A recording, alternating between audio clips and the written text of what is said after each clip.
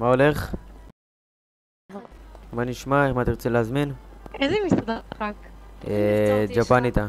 רגע, אני כבר איתך חבר. חכה, הוא... רגע. ילד די כבר. יש לך דקה, כן, סתום את הפה. ג'פניטה. אוי, איכס, מזעזע, הרבנות למה? אמרה שהמנכ"ל פה דקר, לא, אני שומע. זה ממש לא נכון. לא הבנתי. את לא מזמינה פה עכשיו בגלל שהרבנות אמרה? לא הבנתי. נכון, כי הרבנות אמרה שהמנכ"ל דוקר פה אנשים. דוקר פה אנשים? זה לא נכון. אדוני, אני יכול להזמין? הוא אמר שהוא לא סתם דוקר, הוא גם אמר שהוא דוקר בשירותים.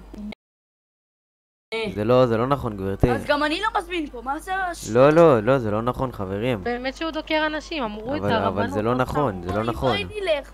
הרבנות לא תשקר, והוא גם אמר שהמקום לא כשר. תקשיב, זה אדוני, לא אני שמעתי נכון. שהרבנות דוקרת פה אנשים בשירותים, אחי, אני לא יודע. אתה רואה?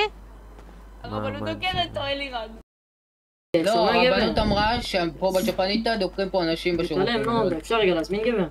טוב, תשמעו, זה לא נכון, חברים. אתם רוצים להזמין משהו או שאתם לא רוצים? לא, הרבנות אמרה לא, שדקרתם נפש. פה אנשים. אני רוצה להזמין.